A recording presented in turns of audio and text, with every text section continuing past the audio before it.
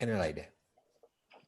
Hola, buenos días en México, buenas tardes en España y ya no soy capaz de ajustarme al resto de usos horarios, pero hola para todos.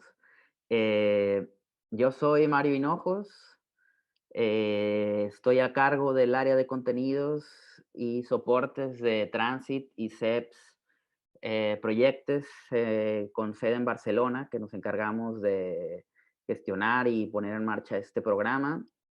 Estamos en Bajo Radar, frontera norte, México.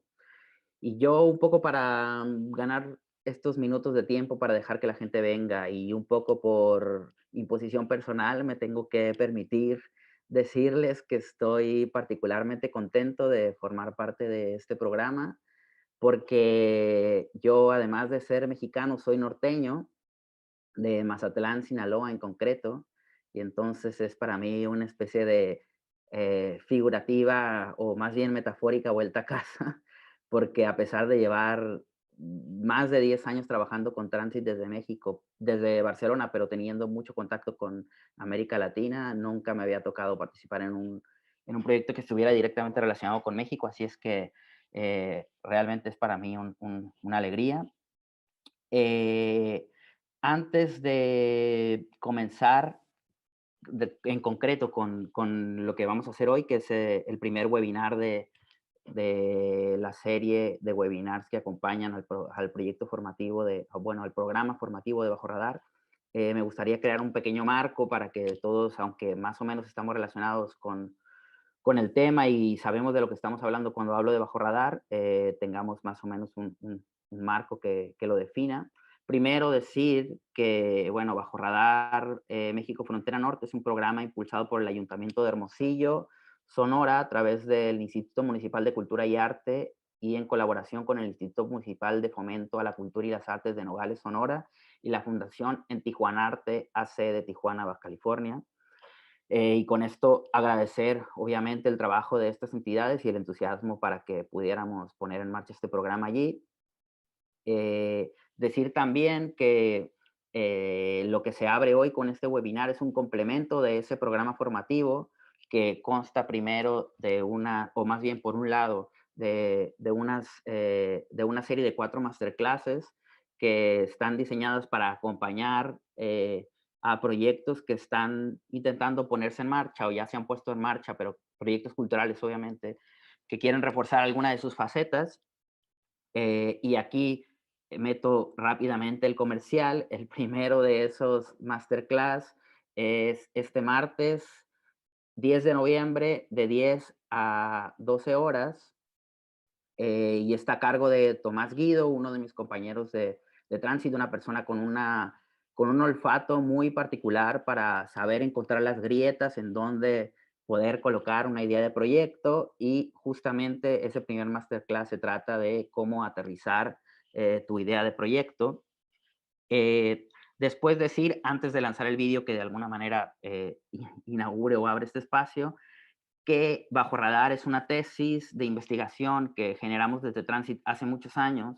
Empezamos a generar desde Transit hace muchos años, en concreto dentro de los años inmediatamente posteriores a la crisis de 2009, que venía de un encargo en concreto que no me voy a demorar ahora ampliando porque no tenemos tiempo, pero que nos arrojaba básicamente una idea para intentar hacer un observatorio de proyectos que estaban en ese contexto tan específico que era muy adverso, el de la crisis económica, intentar identificar proyectos que estaban desde la innovación y también desde la singularidad, creando estrategias para sortear justamente los obstáculos de adversidad creados por ese contexto. Eso ha ido evolucionando, tomando muchas formas. Fue primero una consultoría, después se convirtió en este observatorio que fue, digamos, como los inicios previos de la web Bajo Radar, luego fue una conferencia, después fue una participación en una publicación, hasta como suele suceder con estas líneas de investigación que hacemos en Transit, convertirse en esta faceta de, de programa de acompañamiento, que de alguna manera mezclaba otros programas formativos que teníamos, pero lo trataba de enfocar en esta parte. Y de aquí yo quiero recuperar justo un enunciado que surgía de estos inicios, que era proyectos sostenibles e innovadores en cultura puestos en marcha en contextos de adversidad. Y esto lo insisto mucho porque justo es desde aquí, desde donde más o menos queremos partir para los 4 webinars. Los 4 webinars son espacios complementarios a esa parte formativa de los masterclass, que nosotros los hemos querido poner como de frente a esos masterclass para no dejar perder esta parte del observatorio de proyectos y traerles a las personas que se están formando y al público en general proyectos que nosotros hemos seleccionado que nos parece justamente que cruzan estos pequeños puntos que crean vectores entre ellos y que rondan el asunto de la singularidad, de atender una necesidad específica de forma distinta y de sobre todo estar generando estrategias para ser sostenibles e innovadores en contextos de adversidad. Y para completar, digamos, ese espejo ante las masterclass, los definimos en 4 puntos que creemos que de alguna manera también retratan este contexto de adversidad, que si bien el contexto cultural de poner en marcha cualquier proyecto cultural siempre es adverso por naturaleza, el contexto que estamos viviendo es quizá uno de los más adversos que nos ha tocado vivir a todos, ¿no? Esos 4 puntos eran lo común, las pantallas, los cuerpos y el refiriéndose más sobre todo a la cooperación, pero también a lo que es sostenible o insostenible en cultura. El webinar que vamos a presenciar hoy es el primero de ellos, como les decía, y es eh, lo común, impacto social, local y medioambiental en cultura. Y para ello tenemos a 3 personas que me están acompañando aquí, que son muy elocuentes, muy brillantes y que además tienen unos proyectos muy interesantes que compartirnos. Yema Carbó, Geraldine Sacuda y Diego Pérez, de los que ahora les hablaré. Pero creo que ha llegado primero el momento de lanzar el vídeo que dé apertura a este espacio y ahora les cuento un poco de qué va la mesa y quiénes son ellos. Bienvenidos.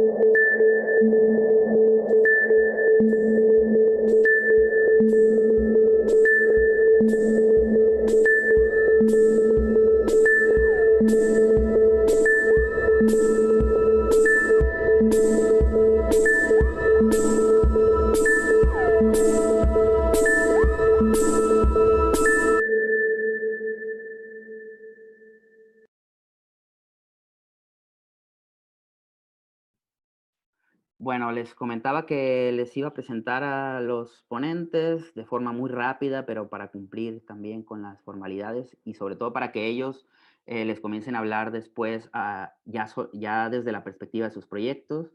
Eh, Primero tenemos a Yema Carbó, ella es doctora en Ciencias de la Educación y máster en Gestión Cultural, especializada en el estudio de las relaciones entre políticas culturales y educativas. Ha trabajado en diversos proyectos culturales y museísticos y ha dirigido la Cátedra UNESCO de Políticas Culturales y Cooperación de la Universidad de Girona, donde sigue siendo profesora asociada de la Facultad de Pedagogía, además de codirigir el máster en Gestión Cultural de la UOC UDG y de ser presidente de la Fundación Interarts y de la Asociación Conarte Internacional. Pero la tenemos aquí en su faceta de directora del Museo de la Vida Rural de la Fundación Carulla, una experiencia desde la que nos estará compartiendo hoy sus puntos de vista sobre este proyecto tan interesante y que está muy afincado en el territorio y en uno de los aspectos de los que queremos tratar en esta mesa. También tenemos a Geraldine Sacuda, que es egresada de la Facultad de Derecho de la Pontificia Universidad Católica del Perú.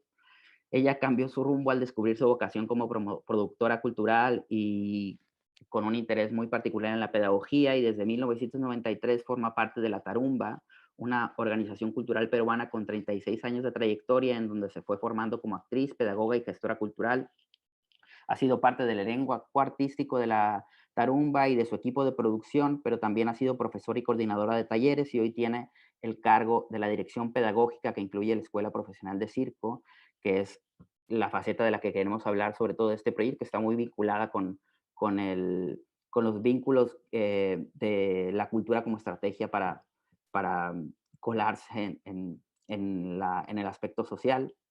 Y también tenemos a Diego Pérez, que él es arquitecto por la Escuela Superior de Arquitectura de Madrid desde el 2008 y tiene un diploma en estudios avanzados en el Departamento de Urbanística y Ordenación del Territorio, en el Departamento de Urbanismo del ETSAM. En el ámbito de la investigación se ha especializado en los procesos de gentrificación urbana a partir del caso del barrio madrileño de Malasaña. Y Diego es una de las caras visibles del proyecto Todo por la Praxis, una iniciativa muy interesante que ha puesto en marcha más de 100 procesos basados en las prácticas colaborativas sobre la ciudad, abarcando líneas que van desde la arquitectura, el arte contemporáneo, la mediación, la coproducción urbana, de dinamización, el asesoramiento de procesos de participación comunitarios, el urbanismo táctico, el arte público y político, etcétera. Como ven, son proyectos que en apariencia podrían parecer muy distintos, pero yo creo que, como lo estuvimos comentando ya previamente con ellos, cruzan todos una serie, un interés muy particular por el territorio, por la defensa de lo que podríamos denominar como lo común para englobarlos a todos. Y es por eso que los hemos reunido todos, a todos ellos, ¿no? En un diálogo, decíamos nosotros en el material que les pasábamos a los interesados y participantes antes, un diálogo entre estos proyectos bajo la idea de la cultura como vía para generar una nueva conciencia colectiva, donde las lógicas y dinámicas de participación y la apuesta por el común favorecen la transformación del entorno desde la comunidad, el territorio y la ciudadanía. Más o menos estos temas son los que estaremos tratando. Contarles antes de darle la palabra a ellos que dividiremos las intervenciones en 3 bloques. Yo les iré indicando los tiempos para ello. Si quieren hacer preguntas, pueden enviarlas en el apartado de preguntas. Nosotros haremos un filtro de estas porque no tenemos mucho tiempo y las lanzaremos al final. El primero, entonces, de esos bloques con el que quisiéramos empezar tiene más que ver con su experiencia y con el contexto, porque son proyectos que están muy vinculados con el contexto desde el que surgieron, cuáles han sido esas necesidades que ellos identificaron para que el proyecto surgiera, y bueno, un poco cuál, obviamente, alrededor de esto, de qué se trata cada uno de esos proyectos y cuál ha sido la trayectoria que los ha llevado hasta donde están hoy. Así es que les doy ya la palabra a ellos, me callo y Gemma, por favor, si puedes comenzar. Gracias, Mario. Bienvenidos, bienvenidas a todos. Muchísimas gracias a Transit por invitarnos a este espacio, a este Bajo Radar. El vídeo de presentación, comentábamos antes, que me parece una maravilla, como todo lo que propone Transit en términos de imagen. Y es un placer, de verdad, estar aquí hoy con ustedes y tener estos espacios para conversar, para compartir. Yo les estoy hablando desde un pueblecito muy pequeño de 3.600 habitantes que se llama La Espluga de Francolí y que está ubicado en Tarragona, que es el sur de Cataluña.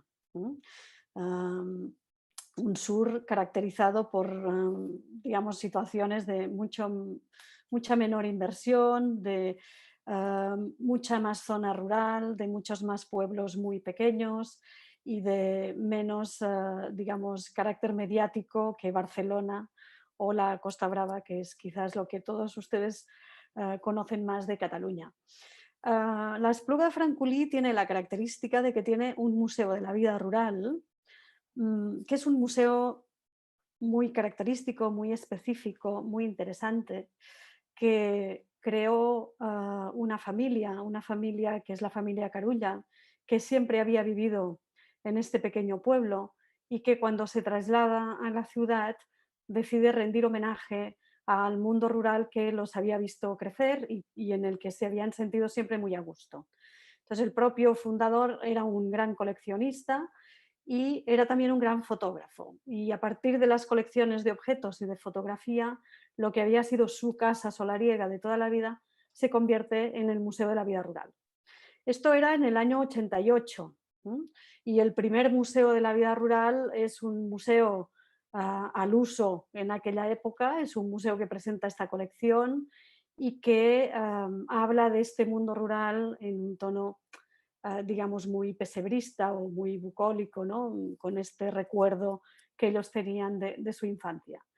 En el año 2009 el museo ya se remodela y se complementa el edificio de la antigua casa con dos grandes edificios de arquitectura muy contemporánea, dos grandes cubos blancos, y se empieza a trabajar la relación entre esta colección sobre el mundo rural, el arte y, digamos, un dinamismo cultural en el pueblo que el museo empieza a definir. Yo entro en el proyecto hace ahora ya 3 años, cuando la Fundación Carulla está haciendo un proceso de cambio y está pasando de este mecenazgo tradicional de apoyo a las artes típico en Cataluña durante este periodo. La Fundación hace una reflexión sobre el sentido de la cultura hoy y sobre todo sobre la búsqueda de un impacto social de esta inversión en cultura. Y entonces el museo, cuando yo entro, empieza un proceso que parte de una pregunta muy simple, que es ¿qué sentido tiene en el siglo XXI un museo del mundo rural en un pueblo pequeño como la Espluga de Francolí, ¿no? Esta es la pregunta de base, la pregunta que nos obliga a empezar un proceso de aprendizaje conjunto entre todo el equipo, entre todos los colaboradores, entre gente que venía del mundo de la filosofía, de la ciencia, de la agricultura, del arte, y que un poco nos lleva a intentar responder esta pregunta de una forma muy honesta. Y la respuesta que nos planteamos y que nos imaginamos es que esta colección, este mundo rural previo a la revolución industrial, tiene todo el sentido del mundo hoy porque nos está hablando justamente de temas que son temas muy urgentes de nuestro presente. Nos está hablando de una relación con la naturaleza mucho más sostenible, mucho más natural. Nos está hablando de una relación con la naturaleza que tiene muy presente la cuestión del respeto, del aprendizaje conjunto entre cultura y naturaleza. Nos está hablando del residuo cero, nos está hablando de las energías limpias, nos está hablando del agua y de su gestión, nos está hablando de los tiempos lentos y de los espacios pequeños, de las comunidades que se conocen, que tienen una solidaridad entre ellos. Y nos está hablando también de la injusticia en términos de género, de las relaciones de poder a veces muy insoportables, nos está hablando de la falta de acceso desde los pueblos a una educación y a una cultura para todos, nos está hablando de un cierre mental a veces a la diferencia, ¿no? Y todo esto nos tiene que servir hoy para lo que nosotros hemos planteado como eje del museo, que es la idea de la educación cultural para la sostenibilidad. Estos aciertos, estos errores, estos saberes de este mundo rural nos plantean hoy la posibilidad de ser palanca de innovación y de reinventar la ruralidad en el siglo XXI. Porque frente a las pandemias, frente a la emergencia climática, frente a las crisis económicas, sociales y sobre todo medioambientales que lo envuelven todo, lo que ya no tiene sentido es no plantear claramente cuál tiene que ser la relación entre campo y ciudad, cuál tiene que ser nuestra distribución en el territorio, quién tiene que gestionar este territorio, cómo apoyamos a la agricultura, cómo logramos que el bosque no invada nuestras zonas y que genere el peligro de incendio absoluto que tenemos hoy, quién se ocupa de este territorio, cómo se ocupa, en qué condiciones. Todo este debate es lo que entendemos por esta educación cultural para la sostenibilidad y creemos que la cultura, entendida como esta memoria, esta historia, pero también entendida como el arte, como los lenguajes artísticos y expresivos y como los procesos investigativos, tiene mucho que decir, tiene mucho que hablar cuando nos presentan la Agenda 2030, cuando nos presentan los debates sobre la idea de sostenibilidad.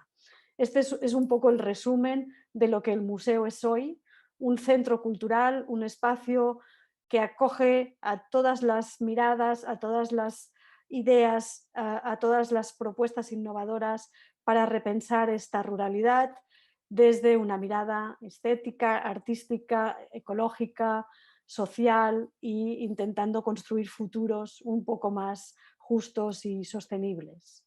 Y yo de momento lo dejo aquí porque se nos puede ir el tiempo hablando de nuestros proyectos. Qué lindo, Gema. Me provoca ir a visitarte y conocer, me encantaría. Lo haremos.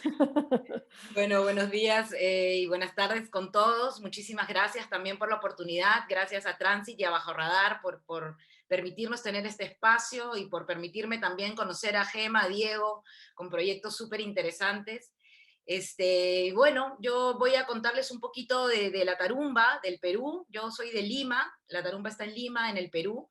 Y cuando hablábamos de esta temática y un poco el sentido de la experiencia para Bajo Radar, se hablaba de la palabra adversidad, ¿no? Y la primera reflexión que me venía a la cabeza era pensar, bueno, ¿qué es más adverso que hacer cultura en el Perú? Creo que no hay nada más adverso que hacer cultura en un país como el nuestro. Y entonces contarles un poquito de cómo nació la Tarumba y cómo ha sido un poco nuestro recorrido en estos años, en estos 36 años, ¿no? La Tarumba empezó a mediados de los 80, en un Perú que estaba sumido en una crisis profunda, en una crisis económica, en los momentos de mayor violencia provocada por el terrorismo en nuestro país, y por lo tanto en una población que sobre todo sentía mucha desesperanza, ¿no? Y en el espacio cultural, la gran mayoría de las producciones escénicas que teníamos eran producciones que evidentemente hablaban desde el sufrimiento, desde la tristeza, desde además de contar la violencia que estaba viviendo el país. Entonces, de pronto sentíamos que había un discurso permanente que era muy negativo, ¿no? Que era muy pesimista, ¿no? Y si pensáramos en las propuestas para la infancia, ¿no? Habían muy pocas propuestas escénicas dirigidas a la infancia, ¿no? Las que habían eran aquellas que ponían los tres chanchitos en el teatro, digamos, ¿no? Entonces, la Tarumba nace como una propuesta con un grupo de jóvenes artistas independientes, ¿no? Que querían hacer sus espectáculos, que empezaron en las calles, porque no tenían un teatro, no tenían un espacio donde ensayar, y por lo tanto hacían sus espectáculos en la calle. Eran payasos, porque utilizaron el lenguaje desde el circo, desde el humor, ¿no? Y que querían hacer espectáculos entonces que rescataran el optimismo, ¿no? Que desarrollaran una propuesta que fuera innovadora, que combinara distintas artes, en este caso el teatro, el circo y la música, y que pudiera hablar del Perú, pero desde el optimismo. Y que reconocía en la niñez una capacidad también para reflexionar y para pensar el país. Por lo tanto, la Tarumba nació en el ámbito artístico con espectáculos dirigidos principalmente a toda la familia y a los niños en particular, pero que pudiera contar de una manera optimista del Perú. Y a nivel pedagógico, ¿no? Desarrollamos también en paralelo, sobre todo talleres en los barrios periféricos de Lima, ¿no? Aquellas zonas en donde eran asentamientos humanos en ese momento, pueblos jóvenes, ¿no? Que recién empezaban, la gran mayoría con migrantes, ¿no? Que habían hecho invasiones para tener un territorio donde vivir y donde habitar, y en donde utilizábamos entonces el arte, el teatro, el circo y la música para desarrollar temáticas como derechos de la infancia, salud, higiene, derechos humanos, etcétera, ¿no? Y entonces empezábamos a hacer este trabajo de vincular el arte con la transformación social, el ámbito social. Y descubrimos entonces un país con una muy baja autoestima, ¿no? Porque claro, está un país que estaba en crisis, en donde había violencia, todo el mundo quería irse del país, la gran mayoría quería huir, ¿no? Y entonces pensábamos en ese momento los peruanos que todo lo que venía de fuera era mejor que lo que había acá, ¿no? Entonces esa era un poco la característica del peruano, ¿no? Y ahí nos dimos cuenta que teníamos que desarrollar una propuesta pedagógica basada sobre todo en la identidad y en el desarrollo de la autoestima. Porque encontramos que cuando nosotros formábamos y podíamos desarrollar la autoestima de los niños, entonces estábamos trabajando con la infancia en una posibilidad de pensar que otro mundo era posible, que otro país era posible, que éramos capaces de transformar esa realidad que nos había tocado vivir, ¿no? Creo que eso fue acertado pensarlo de esa manera, ¿no? Hoy día la Tarumba es una organización con 36 años de trayectoria, ¿no? Con una propuesta pedagógica y artística que es reconocida en el país, ¿no? Con una propuesta que además rescató y rescata las tradiciones peruanas, que hablamos desde la peruanidad en nuestros espectáculos, que puso en valor el circo, porque además esa era una característica totalmente distinta, ¿no? Era una compañía de circo que utilizaba el teatro, ¿no? Y en ese sentido eran un poco marginales en un momento, ¿no? Porque el sector de teatro decía, esos son cirqueros, ¿no? Y el sector de circo, que eran sobre todo familias tradicionales circenses, decía, esos son teatreros, esos no hacen circo, ¿no? Entonces, éramos esta cosa rara que surgía a mediados de los 80, ¿no? Y eso nos obligó entonces a desarrollar una propuesta innovadora, una organización sin fines de lucro, pero con una organización, con una estructura organizativa que se parecía más a la de una empresa, y que eso nos dio un orden, nos dio una manera de impulsar nuestros proyectos, nuestros programas. Y hoy día somos entonces una organización cultural que ha sobrevivido estos 36 años, que recibe en promedio, antes de la pandemia, 100.000 espectadores al año, que tiene 900 alumnos entre niños, jóvenes, participando en sus actividades pedagógicas, y que desarrolla un trabajo permanente de arte para la transformación social, que hoy día lo hacemos a través de la Escuela Profesional de Circo Social, pero además también a través del programa Cuerda Firme, que es un programa dirigido a jóvenes que están en vulnerabilidad social y que trabaja distintas temáticas, pero que sobre todo busca desarrollar las habilidades socioemocionales, porque pensamos que son la base para pensar en una formación futura desde lo humano, ¿no? Entonces, eso es un poco un resumen de lo que es el Perú y lo que es la Tarumba, ¿no? Y ya iremos contando un poquito más en los siguientes bloques. Muchas gracias.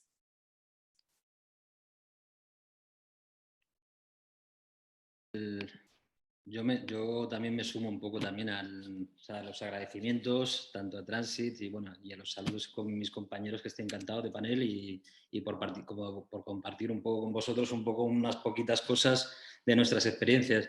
Yo quería contar un poco, o sea, tenemos 5 minutos en nuestros bloques y son muchas cosas que contar, siempre son muy resumidas. Siempre hay un chat abierto donde podemos un poco como ampliar como info, y luego si podemos tener ocasión charlaremos. O sea, nosotros también un poco por contaros, o sea, bueno, tenemos una estructura que empieza también como hace 20 años en Madrid, o sea, también de una manera como muy informal, o sea, también trabajamos en calle, por eso nos hablamos, yo creo que tenemos muchas cosas en común, o sea, muchas que nos hemos un poco tocado en diferentes momentos y de diferentes maneras, pero tenemos bastantes nexos, o sea, donde yo creo que podremos un poco luego como cruzarlos, ¿no? Bueno, como os decía, nosotros durante estos 20 años pues hemos pasado por diferentes lugares, ¿no? Desde un momento un poco muy iniciático, desde la informalidad total, sin estructuras, incluso sin entidad jurídica, o sea, sin una base tampoco económica, era prácticamente casi como un ejercicio más de activismo, vamos a decirlo, una cierta militancia, donde trabajabas en una determinada práctica, que luego ha ido como evolucionando y que ha ido como pasando luego como a otros estados más estables, como quien dice, con sus entidades jurídicas asociadas. Pues ahora pasamos a una asociación cultural y ahora mismo estamos en fase de cooperativa, ¿no? O sea, que es como otra de las estructuras con las que nosotros estamos ahora. Durante estos años, bueno, nosotros prácticamente nuestro trabajo se dedica a las prácticas colaborativas, o sea, que trabajamos en ciudad y en territorio, con las temáticas que son un poco las que nos atraviesan. O sea, nuestro trabajo se plantea siempre también desde la base y el acompañamiento un poco a las iniciativas ciudadanas, que de alguna manera son las que nos llaman y con las que nosotros nos implicamos para abrir procesos, ya sea de transformación urbana o de cualquier otro tipo, que nos requiera como algún interés común, ¿no? Siempre planteamos un poco como esta cuestión del interés común como un ejercicio un poco donde a través de desde una serie de acuerdos o de una serie pues bueno, donde ponemos un poco como las bases de trabajo conjunto entre los diferentes actores. A partir de ahí empezamos a construir lo que sería un proceso, o sea, con este tipo de agentes, ¿no? Nosotros somos de los de aprender haciendo, o sea, tenemos como esta base que es muy básica de la enseñanza, o sea, y del aprendizaje, o sea, y aprendemos a través del error, o sea, constantemente nos involucramos en procesos donde todos transferimos y todos aprendemos, o sea, trabajamos como mucho con las manos, construimos, venimos mucho del ámbito de la arquitectura, del arte, bueno, hay como diferentes disciplinas que nos vamos mezclando y que vamos un poco como aportando, y a partir de ahí, pues bueno, cada uno con sus saberes y con sus conocimientos, pues puede ir generando como una capa dentro de un proceso de transformación urbana, ¿no? Nosotros también tenemos como esta cuestión de la praxis, ¿no? Como nosotros siempre decimos, somos muy activistas de los tornillos, ¿no? De lo manual, o sea, de trabajar un poco con el cacharreo, con los dispositivos.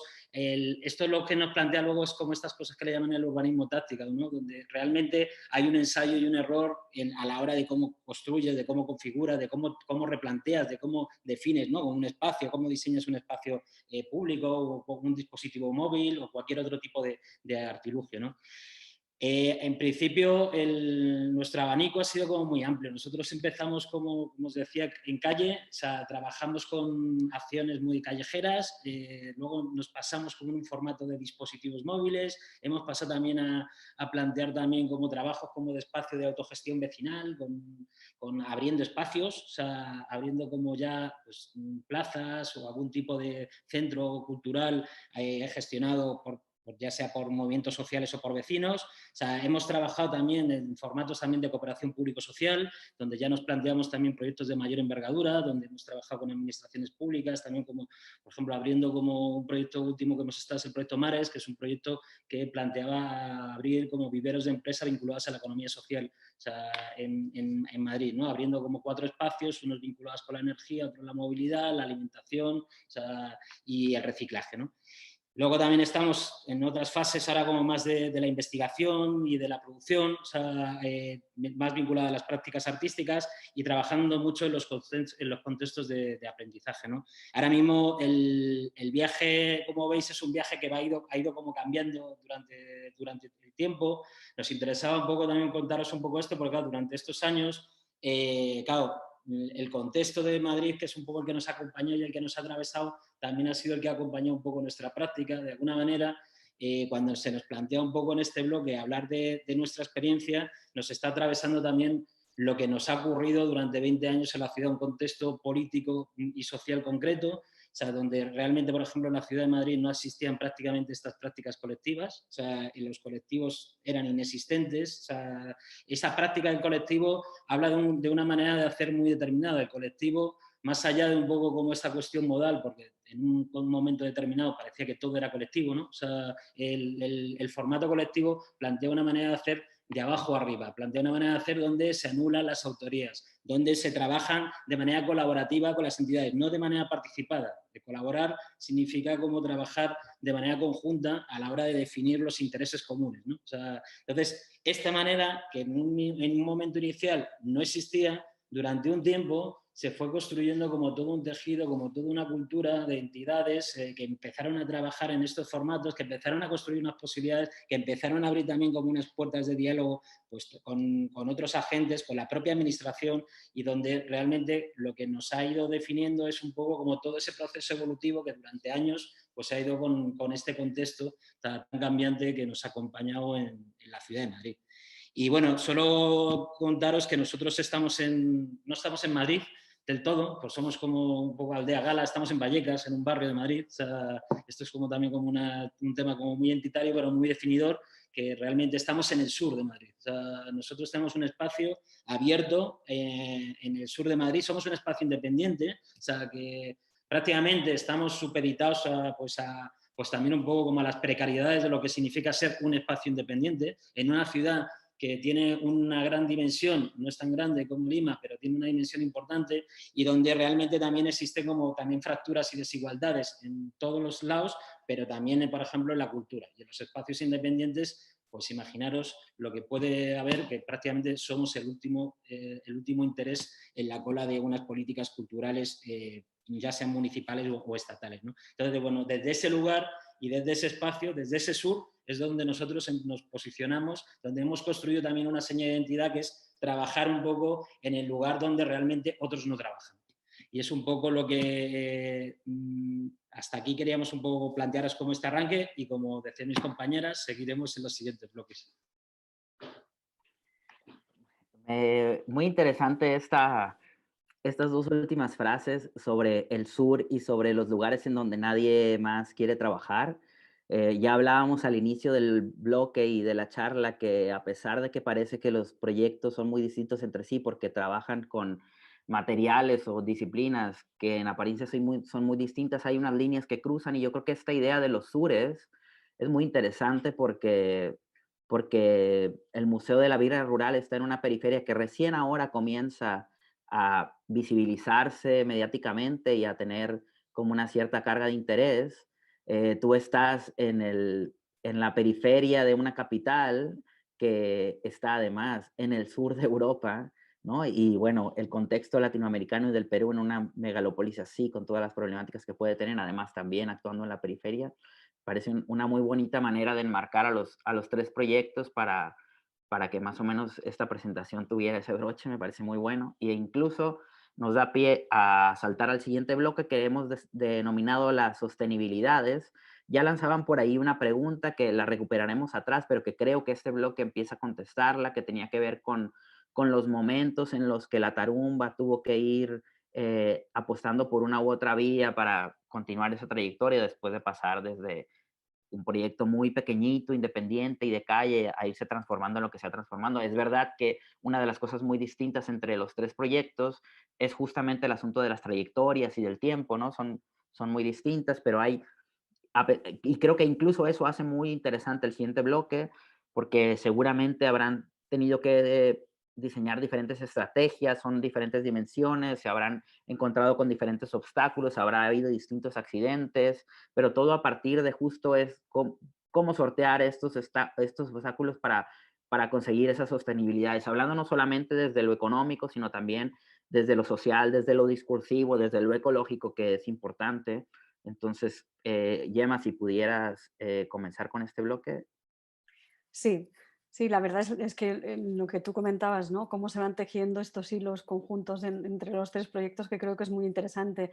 Geraldine hablaba de esta baja autoestima, ¿no? De la gente del Perú, que todos se querían ir. Y yo pensaba que cuántos paralelismos con el mundo rural, ¿no? Que nos pasa un poco lo mismo. Pueblos que se están perdiendo, nuestra comarca está perdiendo población, está en esta Cataluña que aparentemente es tan moderna, innovadora y donde parece que no haya problemas, pues nuestra comarca está perdiendo población porque la gente joven se va, porque no hay oportunidades, porque no hay autoestima, porque la sensación de que ser de pueblo todavía es como un estigma, ¿no? Y de que lo moderno está en la ciudad y que cualquier cosa que pase en el campo nunca tendrá esta áurea, ¿no? de lo innovador o de lo guay, ¿no? Que, lo cool que está en la ciudad, ¿no? Y cuántos paralelismos también con lo que tú comentabas del sur de Madrid, ¿no? Y de este sur que en nuestro caso también está muy definido, ¿no? De esta poca presencia mediática, de esta poca presencia política, de esta continua lucha para conseguir esta participación de las gentes, ¿no? en la acción política diaria, ¿no? Creo que lo compartimos todo y creo que todo esto tiene que ver con la sostenibilidad, Mario, porque en nuestro caso, cuando hablamos de sostenibilidad, tal vez la cuestión, digamos, financiera o económica en el caso del museo esté más o menos solventada porque es una fundación privada que apoya este museo, aunque buena parte de los ingresos vienen pues, de las actividades, de las entradas y de las subvenciones más públicas, porque a pesar de que es un museo privado, es un museo registrado y que es un museo propio de la Generalitat, digamos, que cumple con todas las normativas, ¿no? Y en ese sentido, la sostenibilidad económica podría parecer que no nos preocupa, pero fíjense, está todo interconectado, porque en el caso del museo lo preocupante era que era, digamos, estaba aislado de su entorno. Era un proyecto privado que no había conectado con la realidad territorial, que había quedado aislado, con lo cual en el momento en que la fundación privada decidiera dejar de invertir, nadie lo iba a echar en falta. Entonces, para nosotros la sostenibilidad tiene mucho que ver con esto, tiene que ver con la apropiación por parte de la gente del pueblo de este museo y de todos los procesos que se realizan a partir de la idea del museo de trabajar con la educación cultural para la sostenibilidad. Tiene que ver con este trabajo del que hablábamos, ¿no? de partir de los consensos comunes, de intentar buscar momentos y maneras a partir de las cuales construir conjuntamente. Y en realidad el museo ha empezado a trabajar muchísimo la sostenibilidad en ese sentido, ¿no? En clave de lo social, de la apropiación por parte de la gente de este espacio como un espacio propio y como un espacio útil a partir del cual se pueda construir esta autoestima, este orgullo de pertenecer al entorno rural, esta voluntad de ser innovador desde los micropueblos, de ser innovador trabajando desde cualquier pequeña masía relacionada o no con la agricultura, porque la ruralidad ya no tiene por qué solo estar vinculada con lo agrícola o con lo ramadero, ¿no? Aunque también. Y si el museo logra convertirse en esto, la sostenibilidad está garantizada, porque será un espacio popular, será un espacio de la gente del territorio que luego podrá buscar la sostenibilidad económica dibujando otros entornos de trabajo. No queremos renunciar a un turismo sostenible. Creemos que el turismo es una fuente de ingresos importantísima para los pueblos, pero hay que plantearlo bien. No puede ser un turismo depredador, no puede ser un turismo masificado. Tenemos la oportunidad, y es otro de los debates que planteamos desde el museo, de reinventar también este turismo, entendiéndolo como lo que era el viaje históricamente y esencialmente, ¿no? Esta llamada a que gentes de otros lugares se acerquen al pueblo y hagan crecer a los propios vecinos del pueblo a la vez que crecen ellos, ¿no? Este viaje entendido como el encuentro entre gentes de distintas procedencias. Queremos apostar por esto y creemos que en términos de sostenibilidad para el museo esta es una línea muy importante, pero no trabajando solos. Lo que estamos haciendo es creando paquetes turísticos en clave de sostenibilidad con los actores del territorio que sumen este consenso al que hemos llegado entre todos sobre la idea de que la sostenibilidad pasa por garantizar que se puedan gestionar los territorios rurales, que los pueblos tengan vida, tengan las condiciones necesarias para que los derechos estén garantizados y que a partir de ahí seamos capaces de inventar cómo queremos acercarnos a este turismo y cómo queremos generar este recurso económico y de desarrollo, pero controlado en todo momento desde la comunidad. Exactamente igual pasa con las energías limpias. La zona donde está el museo es una zona donde ahora el gran debate es si tenemos que acoger todos los parques eólicos de Cataluña. En estos momentos ya las montañas de nuestra comarca están invadidas de aerogeneradores. ¿Pero qué pasa? Son aerogeneradores de grandes compañías y los recursos que generan no se quedan en el territorio. Entonces, de la misma manera que estamos hablando de soberanía alimentaria en relación a la producción de alimentos, estamos hablando de soberanía energética, estamos imaginando un mundo sostenible y lo estamos haciendo desde este laboratorio en el que se ha convertido el museo.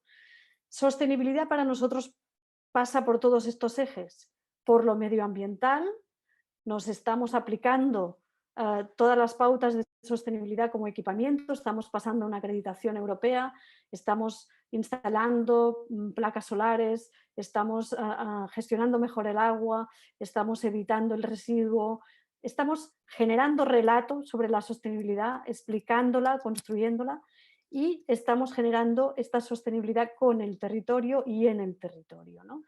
Y para nosotros es muy importante entender este cruce y esta interconexión absoluta entre la viabilidad económica, la viabilidad social, la viabilidad cultural y la viabilidad medioambiental.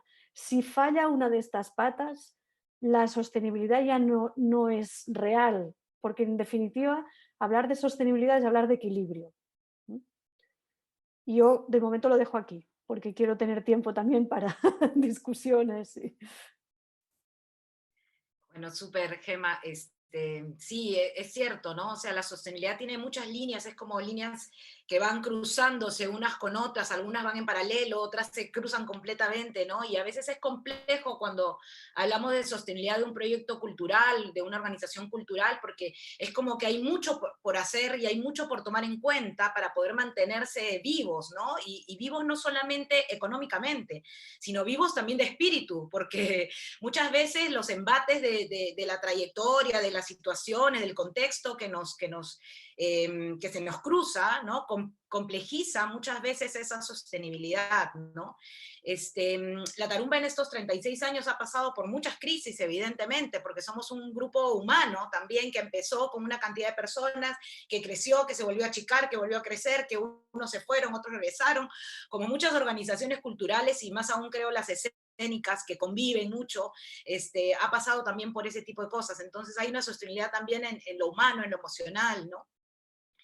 En el Perú, además, el sector cultural es muy frágil, ¿no? Las políticas culturales en este país son muy débiles.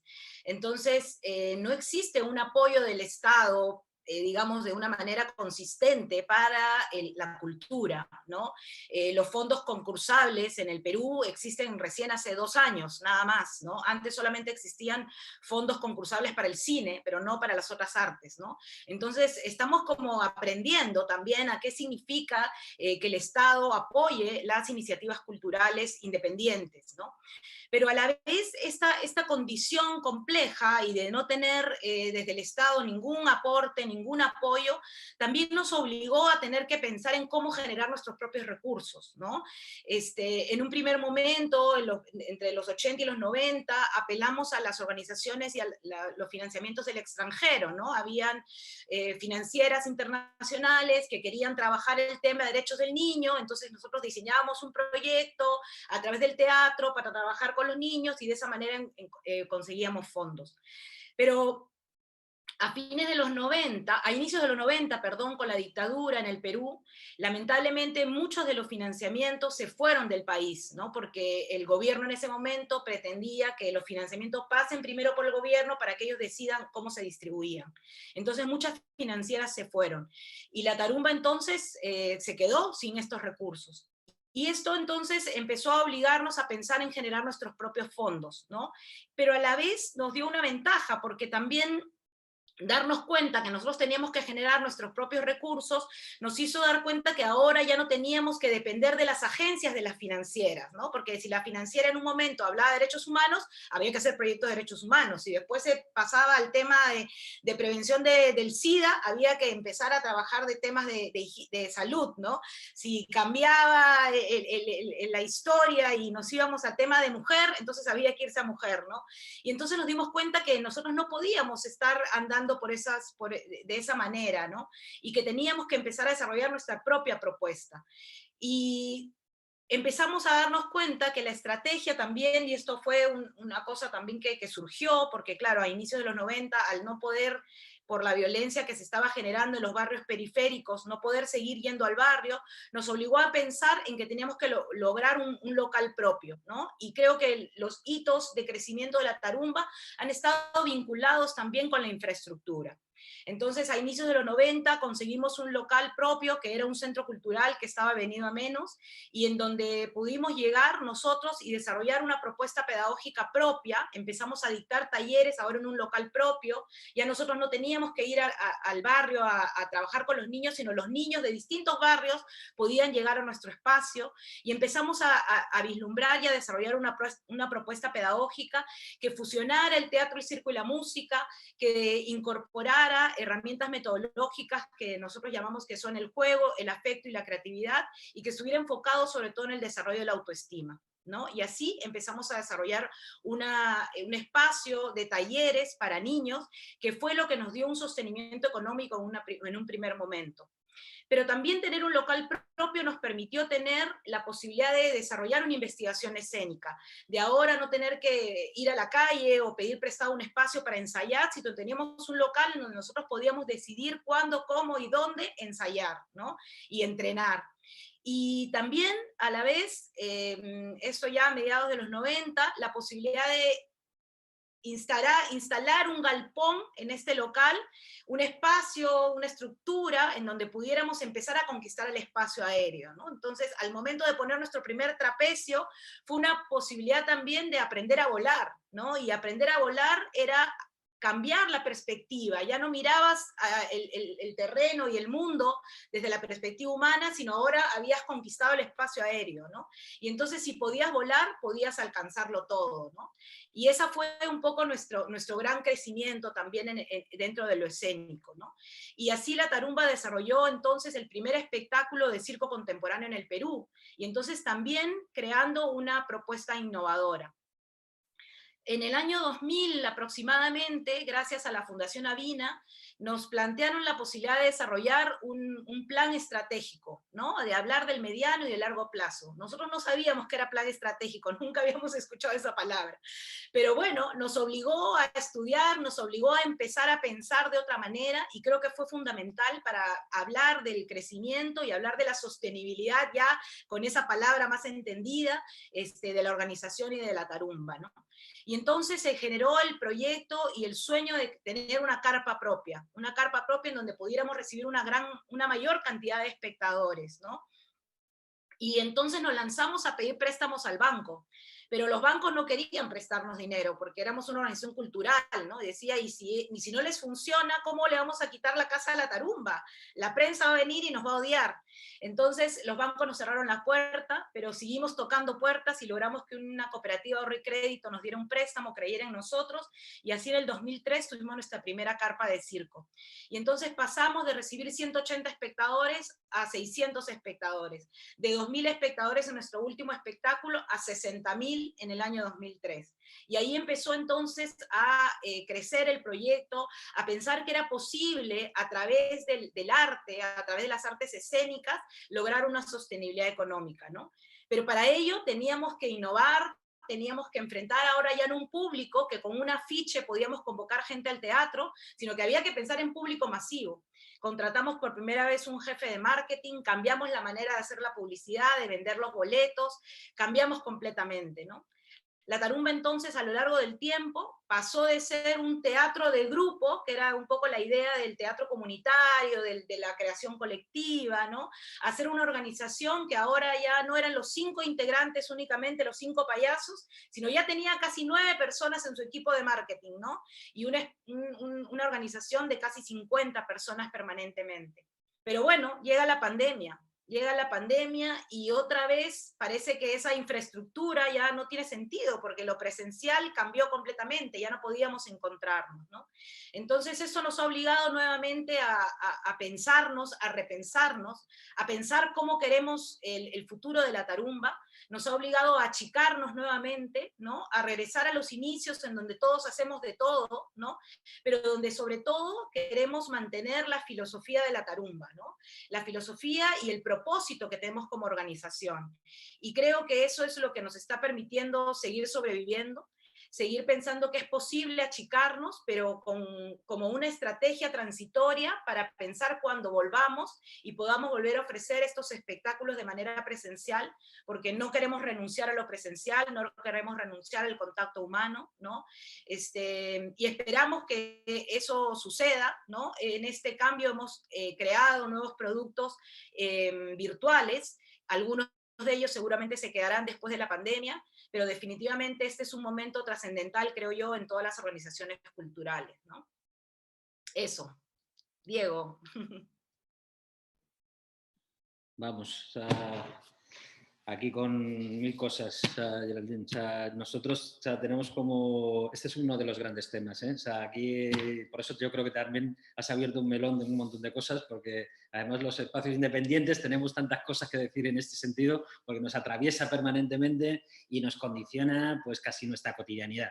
Realmente... prácticamente un poco estabais diciendo, la sostenibilidad, es muy difícil no decir que hay una sostenibilidad, no solo económica, es que prácticamente lo económico es la que condiciona un poco muchas de ellas cuando no tienes como esa base como cubierta, ¿no? O sea, que es como la que te va condicionando prácticamente en el día a día. Tú hablabas del espíritu, pero también un poco también, yo te digo, el posicionamiento crítico. Muchas veces el estar como ligado un poco o el estar supeditado, por ejemplo, a las instituciones públicas o incluso a algún agente privado, o sea, te hace muchas veces condicionar muchas veces ese discurso. Cuando nos hablaban o nos planteaban un poco como en este bloque cuestionarnos esto de las sostenibilidades, claro, yo también me lo cuestiono un poco dependiendo cómo hemos estado, o sea, en los momentos en los que hemos estado, qué es lo que nos ha condicionado. Ha habido momentos que nuestro posicionamiento crítico ha sido más beligerante o todavía más agudo cuando no teníamos cuando éramos totalmente independientes, o sea, pero también hemos tenido momentos donde cuando hemos sido totalmente independientes hemos sido tan precarios que no hemos podido tener posicionamiento crítico porque no te da espacio para pensar, o sea, en ese posicionamiento crítico, ¿no? O sea, entonces, es un tema que realmente es como muy clave a la hora un poco de evaluarlo porque condiciona, como decía Gemma, o sea, es un equilibrio de muchas cosas cuando te estás planteando esto. Quizá un poco la base y lo que te pesa es la economía, o sea, y realmente, pero luego tienes que un poco que mantener un poco como todas estas cosas bajo el radar que hay que tenerlo siempre para poder un poco plantearnos, o sea, también el resto de las cuestiones, ¿no? Nosotros, por ejemplo, o sea, también nos ha pasado como hemos tenido momentos de estar con muy poca gente, crecer, decrecer, han pasado 50 personas en el proyecto, somos una organización más pequeñita, hemos llegado a tener contratadas hasta 10 personas, o sea, dentro del proyecto, ahora hemos vuelto también a decrecer como todos, ahora estamos 3 personas, o sea, hemos pasado, pues eso, como os decía antes, desde la informalidad, por eso también la gente también ha estado yendo y viniendo, porque no había como un contexto de estabilidad, o sea, también eso también ha provocado que las entradas y las salidas sean muy grandes, ¿no? O sea, las estabilidades de todo tipo. Ahora mismo como intentamos un poco plantearnos como este modelo cooperativo, o sea, para tener también como una estructura de un poco más orgánica a la hora un poco también un poco de la toma de decisiones y a la hora de distribuir un poco los recursos que existían. La asociación tenía como unas limitaciones, funciona para algunas cosas, para otras no. Entonces, bueno, nos hemos planteado como también como en estas búsquedas un poco de formatos, cómo encontramos un poco como esa posibilidad. Nosotros también, hay como un tema que a mí me gusta, o sea, es como muy, muy abstracto, pero, por ejemplo, nosotros ahora mismo estamos como más planteándonos un poco como un posicionamiento, más desde la resistencia que más desde la resiliencia, ¿no? Que ahora parece que la resiliencia es todo, ¿no? O sea, o parece que todo es esa adaptabilidad, pero cada vez es una adaptabilidad yo creo que más neoliberal, ¿no? Para muchas cosas, ¿no? Porque parece que te tienes que adaptar porque no tienes otra, ¿no? O sea, nosotros cuando nos planteamos las resistencias, nos las planteamos desde la contingencia, desde ese posicionamiento crítico y quizás un poco eso es lo que nos da un poco como lo que nos conserva un poco lo que somos y nuestra capacidad un poco de transformarnos en relación a eso, ¿no? Porque realmente nuestra identidad se ha construido un poco en esa lógica de que ya sea un poco en los contextos nos haya ido mejor o peor, o sea, lo que nos han planteado un poco unas determinadas señas de identidad ha sido mantener un poco como esa postura que nos ha definido de alguna manera como entidad, ¿no? Como realmente esa crítica un poco al modelo donde nosotros estamos confrontando, nuestra manera de hacer, que también plantea como una nueva manera de plantear un poco cómo se organizan, cómo nos organizamos, cómo tomamos decisiones, cómo se reparten esos recursos, ¿no? O sea, ese realmente es un poco como ese lugar que vamos, que es como la base en la que nosotros intentamos construir nuestro proyecto. Nosotros, bueno, siempre hemos tenido como, nosotros no trabajamos en CICO, pero tenemos muchos malabares, porque al final tenemos que tocar también muchos palos y hacer muchas cosas. O sea, entonces, para poder mantener un proyecto de este tipo independiente, nosotros no tenemos no trabajamos con venta de entrada, o sea, ni tenemos realmente prestamos servicios, es más una prestación de servicios que además es una prestación de servicios que en muchos casos está muy vinculada al ámbito de lo social comunitario. Por lo tanto, no son unos servicios donde vengan como grandes recursos desde el otro lado, ¿no? O sea, si realmente suelen ser como proyectos como que están como muy ajustados, por lo tanto necesitamos mantener como una base como bastante pues, como de varias patas que nos permiten como sacar proyectos concretos. Nosotros trabajamos, hay proyectos que son puramente pues, desde sin recursos, desde la militancia pura y dura, hay proyectos que trabajan con lo público, o sea, a pesar de que haya como bastantes limitaciones, sí que hay como algún tipo de financiamiento que va y viene, porque depende de la administración pública, va y viene, por lo menos aquí en Madrid, o sea, aparecen y desaparecen. Trabajamos con el ámbito privado, nos manejamos también con el ámbito de la formación, incluso nosotros, pues en momentos puntuales, ya que tenemos como las facilidades de la carpintería y la herrería, nos convertimos en carpinteros y en herreros cuando tenemos que hacer de carpinteros y herreros, aunque somos arquitectos o aunque también trabajamos en otros lados, ¿no? O sea, porque tenemos como esa posibilidad de construir como un ecosistema que nos da una sostenibilidad al proyecto en total, ¿no? O sea, entonces, todas esas patas nos hacen que incluso proyectos que no tengan el recurso se puedan hacer o proyectos que tengan como más recursos podamos un poco, o sea, como desviarlos para estos otros. Para mí un poco cuando hablamos de lo que vamos encontrando, de la definición en esta especie de sostenibilidad, nosotros lo que nos hemos encontrado siempre son unos aprendizajes muy interesantes, ¿no? Porque lo que nos ha dado un poco como el estar tan despiertos, porque realmente nuestra necesidad, nuestra supervivencia depende de eso, es cómo construyes como unas nuevas relaciones, otras nuevas maneras de encontrar tantos estos recursos financieros o como nuevas maneras de relacionarte. Por ejemplo, nosotros... yo que sé, hay como un proyecto que a mí me interesa mucho, que es lo comparto, que es el Cinema Usera, o sea, que, bueno, en un minuto era un proyecto que tenía un financiamiento de 12.000 euros, el proyecto costaba 36.000, solo la producción, les pongo números euros, pero conviértelo en lo que sea, o sea, teníamos como un tercio de lo que sería el proyecto. O sea, ¿cómo conseguimos esos recursos? Por ejemplo, en este caso, pues establecemos como unas colaboraciones con entidades públicas que tenían recursos infrautilizados en sus almacenes públicos municipales, o sea, pues por ejemplo como un centro cultural aquí en el centro de Madrid, que tenía como un montón de material sin usar. Hablamos con el área de medio ambiente de Madrid, porque también, por ejemplo, estaban tirando los bancos de madera de la ciudad, cuando se ponen feos, no es que nos sirven, sino que se ponen feos, pues tiraban el material, ¿no? Entonces decimos, oye, a nosotros el material feo nos parece también bonito, o sea, nos interesa, entonces danos ese material, que con ese material nosotros podemos hacer cosas, ¿no? O sea, entonces conseguimos establecer como unas colaboraciones con la administración que todavía no se habían establecido, donde podíamos rescatar como unos insumos que a priori no eran inservibles y los podemos revertir un poco de cara al proyecto. O sea, esto se ha sumado también un poco a abrir como líneas de cooperación en el ámbito de los proyectos, de los presupuestos participativos, ha hecho que este cine, es un cine de verano que está al aire libre, autogestionado vecinalmente, pues lleve ya 7 años instalado en la calle y funcionando con una programación pura y dura de los vecinos de ese barrio, ¿no? O sea, porque nos ha permitido, o sea, esto se ha podido, ha sido posible un poco, pues, disrumpiendo un poco como las fórmulas habituales que normalmente existen. Los canales que normalmente tienes con la administración, no hay nadie que te diga que hay una ventanilla donde tú le vas a plantear una colaboración de cesión de materiales para uso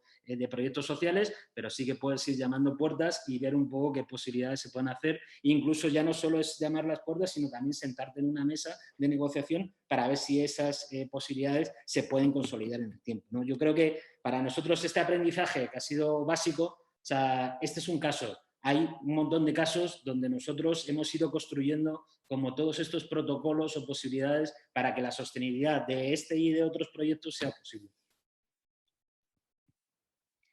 Perfecto. Perdonen que asuma este papel porque me toca, pero sería muy bonito que conversaran entre ustedes, pero para un poco cumplir con todo el espectro que queríamos tocar, introduciré el siguiente tema y a ver si podemos encontrar una manera un poco ágil de tanto introducir las preguntas de la audiencia como que si ustedes quieren preguntarse o comentarse alguna cosa, llevémoslo todo para el espacio final. ¿Les parece? Retomo un par de cosas que decían a lo largo de este bloque, justo para pasar a este último. Retomo, por ejemplo, algo que decía Yema, incluso en el bloque anterior, sobre el museo como una forma de reflexionar o acercarnos a temas urgentes de nuestro presente, decías. Diego mencionaba esta cuestión muy interesante de más que moverse en la resiliencia, moverse en la resistencia, que también me parece muy interesante, y aterrizo esto con esta experiencia que contaba Geraldine sobre cómo fueron en busca justo de esas sostenibilidades, de alguna manera como adaptándose descaradamente a las ofertas económicas que surgían, pero al un poco intentar unir estas cuestiones, me hacía pensar en que quizá el ideal o realmente la mejor forma de mantenerse o de perseverar sería que tú desde tu proyecto consiguieras una identidad tan fuerte, una idea de proyecto tan fuerte, y esto conecta directamente con la primera de las masterclass, que prácticamente todo lo que tú tocaras se convirtiera en tarumba, en el caso tuyo, ¿no? O sea, que realmente, lejos de ser una veleta, lo que ocurriera es que si tu identidad y tus cimientos estaban tan claros, prácticamente todo lo que tocara se convertiría en parte coherente de tu proyecto. En Transit usamos mucho una frase que es conseguir que un proyecto cualquiera deje de ser cualquier proyecto, ¿no? Para nosotros, creo, algo que sienta de manera muy sólida los cimientos de los 3 proyectos tiene que ver con la palabra transformación. Lejos o más allá de utilizar esa palabra, digamos, desde su perspectiva asistencial o incluso desde el prejuicio moral, la lanzamos como un contenedor para hablar de empoderamiento, o si no nos gusta incluso la palabra empoderamiento, de emancipación o de acción colectiva, o de esta voluntad que tienen sus proyectos, cada uno desde su escala y desde su lugar, de agitar de alguna manera, de hacer que ocurran cosas más allá de presentar un espectáculo, de ofertar unos contenidos bien curados en un museo, o de construir una instalación con desechos en un lugar, ¿no? Algo que está más allá de las formas, incluso de la cultura misma, ¿no? Que tiene que ver justo con el impacto y con lo común. Podríamos entonces intentar hablar desde esa perspectiva, también pensando, y esto quería insistirlo, en que estos espacios un poco inundados, me refiero a los webinars con el que estamos abriendo esto, un poco inundados por los campos semánticos del presente, también hablábamos de ellos a partir de verlos como un espacio de contagio, ¿no? Pero un espacio para contagiarnos y dejarnos contaminar justo de este espíritu, de estas ideas, de estas perspectivas. Entonces, intentando hacer que este espacio, este último bloque también sea un poco inspirador, me gustaría nos gustaría que hablaran un poco desde esa perspectiva transformadora, de esa vocación transformadora que tienen los 3. Gemma. Sí, bueno, yo creo que lo has dicho muy bien, Mario, y que intentaré ser breve para obtener tiempo, pero esta idea de transformación tiene que ver con este relato del proyecto. Creo que en nuestro caso no es tanto una cuestión de identidad de la organización que está detrás del proyecto, sino una cuestión de haber construido un reto común con la gente del territorio y un reto común, yo diría, con la humanidad en general, ¿no? Es decir, el mundo rural, esta memoria, este conocimiento que tenemos aquí preservado, lo ponemos a disposición de todos y todas para que nos ayude a pensar cómo imaginamos este futuro. Y esto, que puede parecer muy simple cuando lo dices, hacerlo de verdad es lo que es realmente transformador. Es decir, cuando el museo, que básicamente es la gente que trabaja en él, aprende de verdad no a programar, como decías tú, a partir de un presupuesto y de acuerdo con un relato, sino desde este relato escuchar y co-construir con la gente. Cuando esto se hace de verdad es cuando surge la innovación, porque el relato va creciendo con cada una de las miradas que suman a este relato y que lo hacen desde realidades muy distintas, ¿no? En nuestro caso, por ejemplo, el trabajo con las escuelas es en sí mismo un laboratorio, porque cada escuela nos explica cómo están trabajando ellos esta educación cultural para la sostenibilidad y nos hace crecer y nos hace organizar nuevos proyectos que ya no son nuestros, que son de ambos, ¿no? O el trabajo con los agricultores del pueblo que están planteándose la transición a la agricultura ecológica. Pues estamos co-construyendo ambos esta innovación. Y para mí esta es la clave de la transformación, que el museo no se queda para nada ni en su espacio, ni en su colección, ni tan siquiera en su equipo, sino que el museo es el detonante de toda una serie de proyectos en el territorio que son los que realmente transforman a las personas y a los territorios, ¿no? El trabajo que estamos haciendo con las mujeres mayores del territorio, replanteando toda la cuestión de género y de la invisibilidad de la mujer. El trabajo que estamos haciendo con los colectivos que han venido de fuera y que parecía que estaban integrados, pero tal vez no lo están tanto, y que desde esta idea de la educación cultural para la sostenibilidad se ven a sí mismos como grandes aportadores de conocimientos también muy valuosos, ¿no? Es decir, cuando hay una idea común, cuando hay un reto común, cuando hay una necesidad común de verdad de plantear muy seriamente qué estamos haciendo como sociedad y qué podemos aportar cada uno de nosotros ya no para soñar qué futuro tenemos, sino para tener futuro. Porque el pueblo en el que está el museo es un pueblo donde el año pasado empezamos con una riuada, con una inundación debido a la emergencia climática que acabó con 2 locales y con la vida de 4 personas. Después vino el Gloria, que era otro temporal, y después vino la pandemia. Es decir, que cuando hablamos de emergencia climática es porque estamos hablando de verdad de una emergencia. Entonces, encontrar que todos tenemos algo que hacer y algo que añadir y algo que aportar a la creación de esta solución es lo que convierte al proyecto, a mi modo de ver, en transformador. No es el museo el que transforma, es la idea, el reto o el conocimiento a partir del cual el museo propone un espacio de encuentro, ¿no? Y un espacio de encuentro donde de verdad actuar. No como ha pasado muchas veces en cultura, únicamente un lugar desde donde teorizar o construir esta crítica absolutamente importante y necesaria, pero también la acción derivada de esta crítica, ¿no? Y para mí esta es la clave de la transformación, que realmente haya impacto en las personas y en el territorio.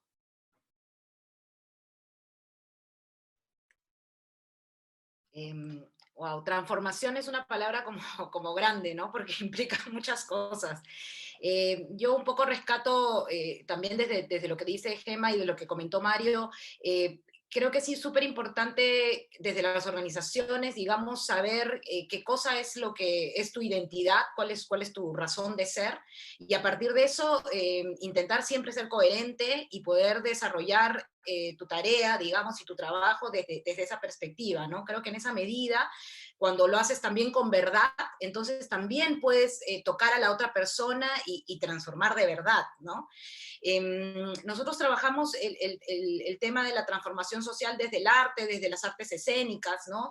Y aquí traigo un poco una anécdota que contaba una de las chicas participantes del programa Cuerda Firme, de un mini documental que puse el link y que seguramente ahora lo comparten, y ella decía, ¿no? Cuando yo fui al programa Cuerda Firme es como cuando ves el tráiler de una película, ¿no? Que al principio piensas que trata de una cosa, pero de pronto te das cuenta que la película da un giro y trata de otra, completamente distinta, ¿no? Y entonces ella dice, yo pensé que iba a ir al taller de la tarumba a aprender circo, teatro, música, y me di cuenta cuando llegué que no era eso, que era otra cosa.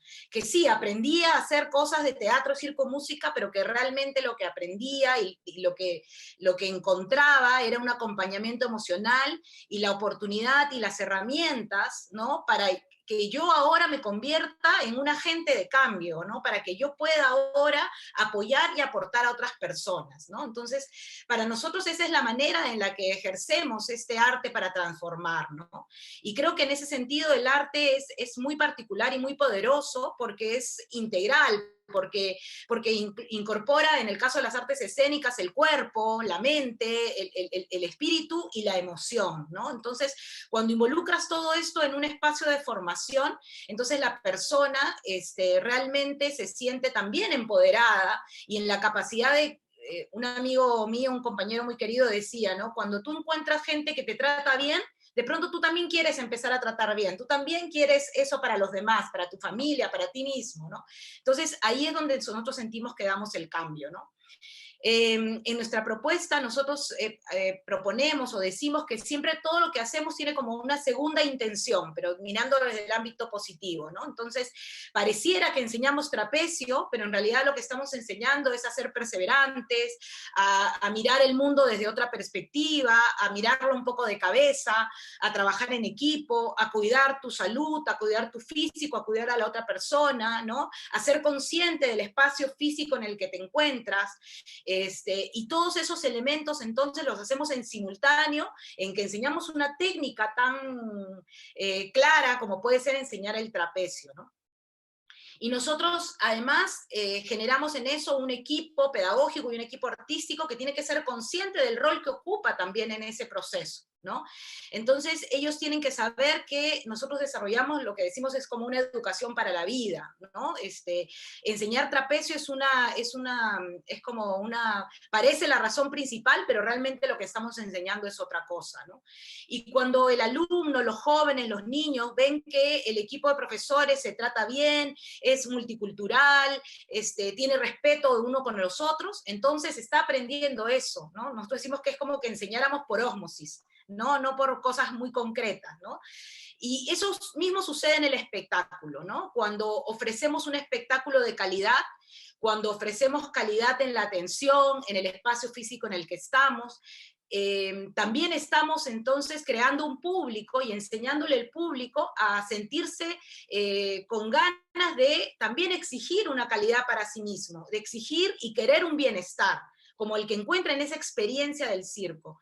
Nosotros cuando hacemos un espectáculo decimos que no es que hacemos el espectáculo, nosotros damos una experiencia completa, que incorpora desde el olor al popcorn, a la canchita, hasta ver el espectáculo de luces, sonido, una banda en vivo, mientras uno ve el espectáculo de circo. Todo eso genera una experiencia que es realmente, que además puede provocar la reflexión, porque en ese espectáculo podemos hablar de la diversidad, podemos hablar del trabajo en equipo, podemos hablar de una serie de elementos que se dan en el espectáculo que va a calar en la emoción del espectador y va a trascender entonces ese momento de ver el espectáculo, sino que lo va a poder llevar a otros aspectos de sus vidas, ¿no? Y bueno, en el último proyecto que estamos, que es el Cuerda Firme, por ejemplo, también tuvimos gracias a la pandemia, vamos a decir, gracias a la pandemia, transformarnos, ¿no? Y pensarlo en un espacio virtual que nos ha obligado a tener que hacer algunos cambios, pero que también, siendo fieles a nuestra forma de trabajar, dijimos, ¿cómo podemos hacer para pasar de los 120 jóvenes que solemos recibir en nuestro trabajo de Cuerda Firme a un espacio virtual en donde solamente podemos tener 20 alumnos para poder llegar a tener una relación uno a uno con cada uno? Entonces lo que hicimos fue incorporar la posibilidad de que cada uno de esos jóvenes recibiera un acompañamiento para diseñar un proyecto cultural o social, y entonces íbamos a multiplicar la propuesta, ¿no? Entonces ya no solamente trabajamos con estos 20, sino estos 20, cada uno va a trabajar un microproyecto, y entonces vamos a multiplicar esta idea de transformación social, ¿no? Y eso es un poco lo que nos está rigiendo en este momento. Que vamos así como súper apretados, o sea, entonces voy a ir con todo el ritmo. O sea, en principio, es que el tema de la transformación, a mí me parece clave también, ¿eh? O sea, es como una palabra también muy grande, pero que, o sea, nosotros, por ejemplo, casi nuestra capacidad un poco, antes me preguntaba Claudia en el chat, si que profundizásemos con la resiliencia versus resistencia. Pues prácticamente tiene que ver un poco con esto, porque la capacidad de transformación es la que nos mueve como motor a la hora de plantearnos cómo construimos, por un lado, nosotros como proyecto. Nosotros continuamente nos estamos cuestionando, o sea, ¿dónde está la diana móvil? ¿Qué es lo que se está moviendo ahora? No estamos aplicando una fórmula.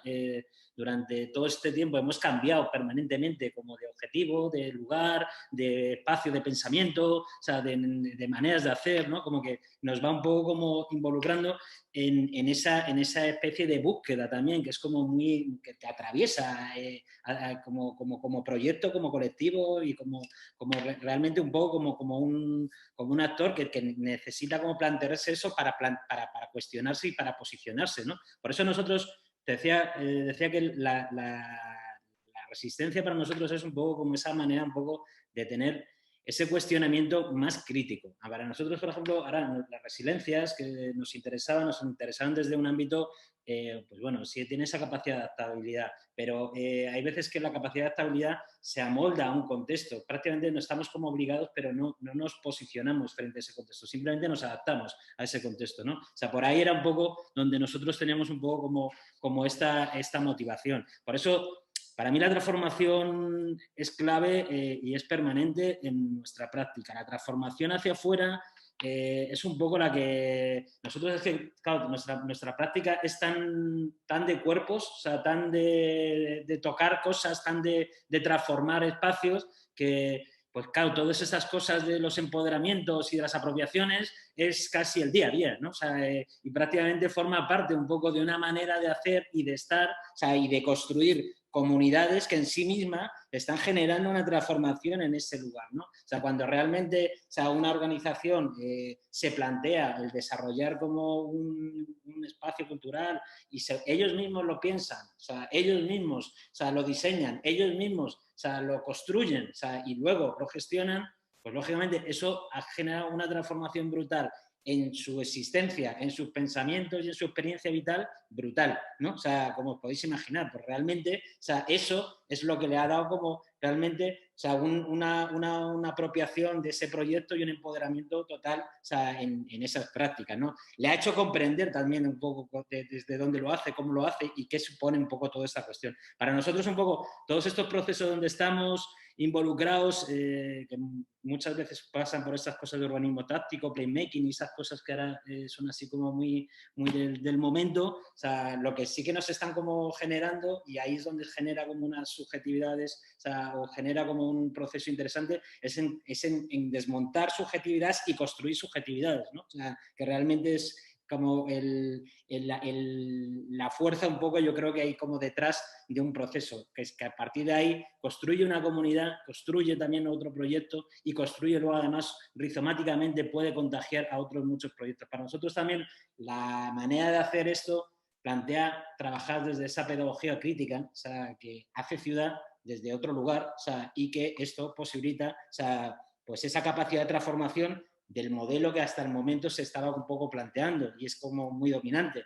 Nosotros pensamos que esto subvierte como muchas maneras de pensar que muchas veces las tenemos como muy construidas y tenemos la necesidad de construir, ¿no? Para cuestionarnos y para poder un poco plantear como alternativas, ¿no? Que se trata un poco muchas veces de como darle la vuelta, ¿no? A las cosas.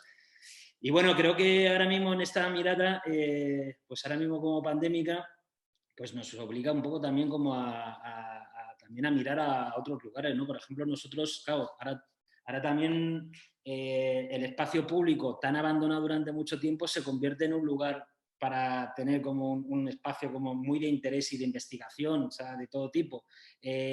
Los contextos educativos, las aulas abiertas en calle, todos los trabajos, porque ahora mismo bueno, toda esta cuestión nos plantea como nuevos territorios de exploración, ¿no? O sea, pues por ejemplo trabajar en el ámbito rural, ¿no? Como esta cuestión que de repente, o sea, nos habíamos olvidado muchos, o sea, y ahora como que de repente como que se convierte como en un lugar, como un centro donde poder un poco como plantearnos como otra nueva posibilidad, ¿no? O sea, yo creo que hay como muchas opciones y alternativas y creo que ahora, al crecer de este contexto adverso, o sea, también nos plantea también como unos nuevos retos para pensar en transformaciones.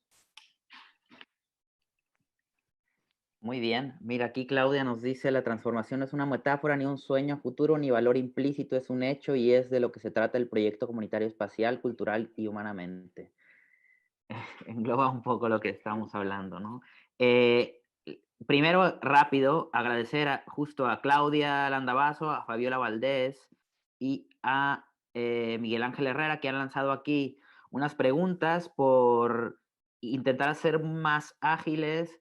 Hago un mix un poco de lo que ellos han preguntado, que en realidad creo que lo que hemos estado comentando ha ido resolviendo las preguntas porque han ido saliendo a lo largo de la charla, con lo cual creo que muchas se han respondido con los bloques siguientes, pero surgen por ahí preguntas como en algún momento se plantearon dejar el proyecto, cuál sería el punto o las vías para que el proyecto haya sobrevivido, cómo han sido los saltos de dimensiones, cómo se puede ser un proyecto actual sin olvidar las bases, y bueno, esta idea en la que ya has ahondado un poco más, Diego, de la problematización de la idea de resiliencia versus la resistencia, ¿no? No sé si quiere alguien agregar algo alrededor de todo esto, que más o menos creo yo que lo hemos ido tocando.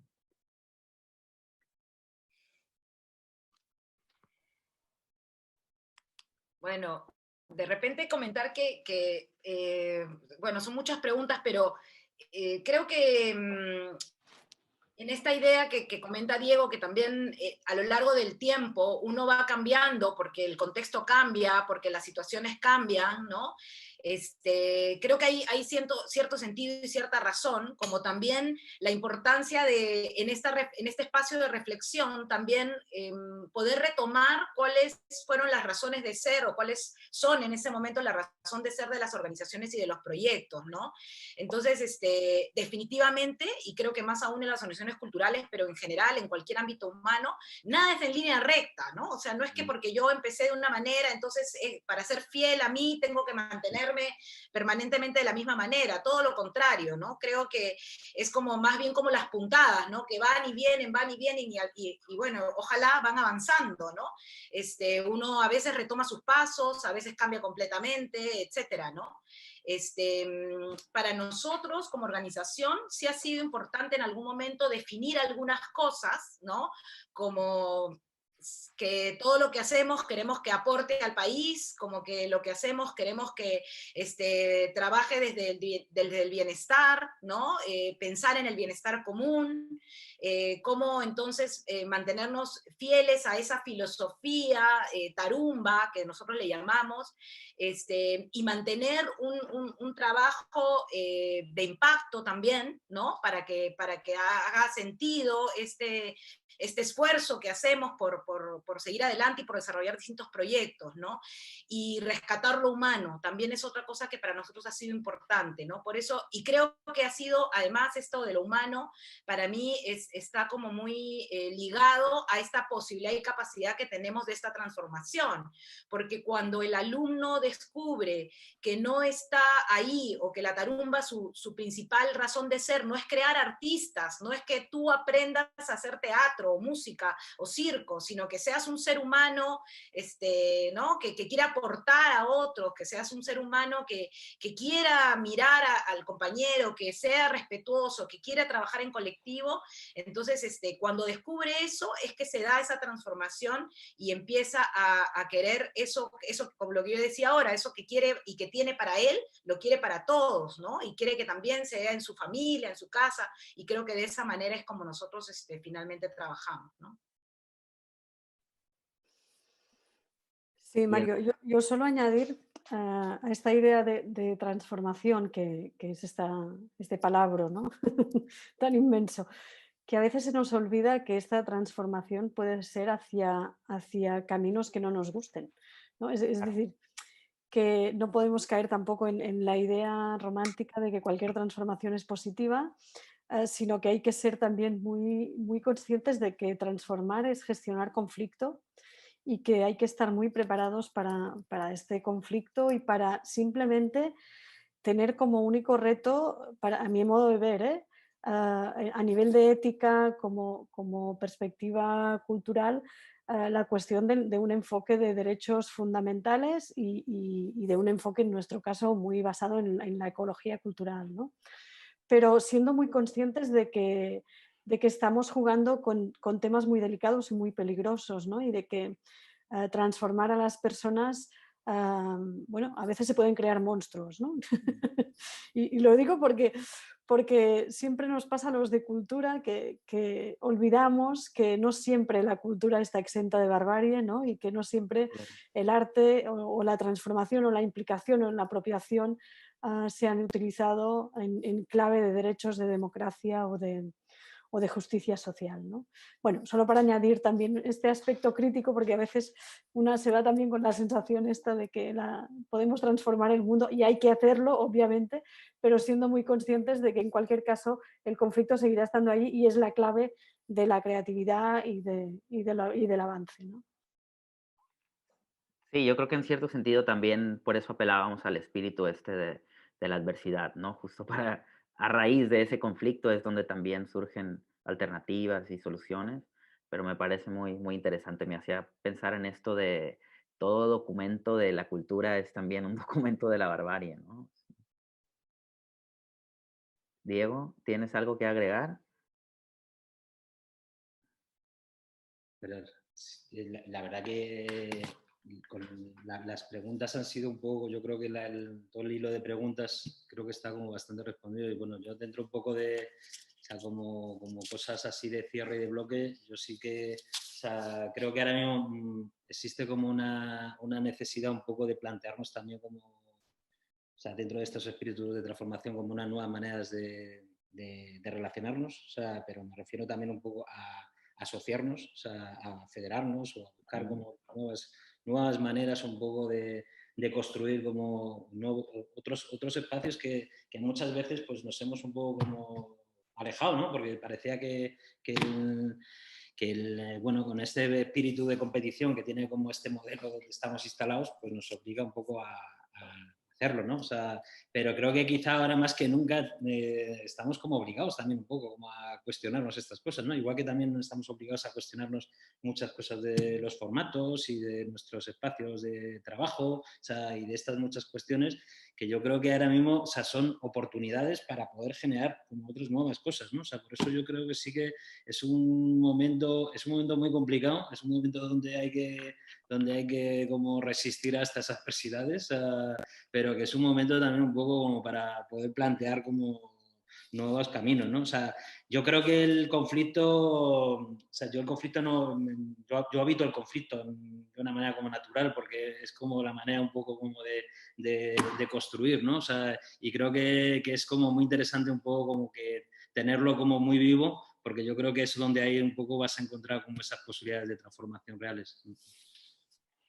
Sí, no, veo en el chat que la palabra transformación genera sus bemoles. Creo que todos de alguna manera incluso desde el planteamiento de la pregunta hablábamos más de la palabra transformación como un contenedor de muchas cosas, ¿no? No estamos hablando de transformar quizás, sino más como de, de, de motivar a la acción, o ni siquiera en eso, porque suena muy político, pero de agitar, ¿no? Quizá de agitar, o sea, de que, de que el proyecto que está puesto allí, de alguna manera, su presencia no sea solo accesoria, ¿no? Digamos. Tendría que ver justo con esto, con una percepción de la cultura que no es solamente, no porque quizá la que está más orientada hacia el ocio directamente, o hacia la contemplación, o hacia justamente solo un enfoque teórico crítico no sea necesario, sino porque estos proyectos en concreto tienen una manera de actuar y una línea, y están motivados por una serie de necesidades en unos espacios muy concretos que de alguna manera han sido puestos en marcha porque tienen esta vocación o esta voluntad, ¿no? No tanto de transformar, que creo que la reflexión de Yema era muy preciso, muy incisiva en esta cuestión, ¿no? Incluso solamente con esa perspectiva crítica sobre lo que ya haces, ahí está ocurriendo algo, ¿no? Ya hay algo que está ocurriendo alrededor. Creo que ya estamos de tiempo, no sé si quieren agregar alguna cosa. De mi parte y de la parte de Bajo Radar, agradecerles mucho sus aportaciones. Ha sido un cruce de voces y de experiencias muy interesante. Creo que más o menos hemos tocado lo que nos habíamos planteado antes, y deja un espectro de cosas para reflexionar, insistir en que esto es un espacio justo simplemente para inspirarnos y para dejarnos contagiar. Yo creo que de mi parte me gustaría cerrar con esto que lanzaban por ahí de la acción derivada de esta crítica, ¿no? Pensando en este lugar también como un espacio de reflexión y crítica, entre comillas. Esperemos que este espacio de alguna manera motive a una acción derivada de esta crítica y de esta reflexión, o para decirlo en términos de la tarumba, que esto haya sido algo más que enseñar trapecio, ¿no? Y bueno, muchas gracias. Agradecer también de nuevo al Ayuntamiento de Hermosillo, al Instituto Municipal de Cultura y Arte y su colaboración con el Instituto Municipal de Fomento a la Cultura y las Artes de Nogales, a la Fundación en Tijuana Arte. Recordarles que la próxima semana tendremos también a las 18 horas un panel sobre las pantallas con 3 proyectos muy interesantes que vale la pena mirar. Uno que intentarán hablar un poco sobre el tránsito hacia las pantallas de la cultura, uno sobre la música, uno sobre el audiovisual y uno sobre una revista cultural con un formato muy particular. Y bueno, esperemos que nos sigan en la próxima y que se sigan anotando, si así lo quieren, a las masterclass. Recuerden que el próximo martes comenzamos. Muchas gracias a todos. Gracias a vosotros. Un placer. Gracias. Y un abrazo a todos en México.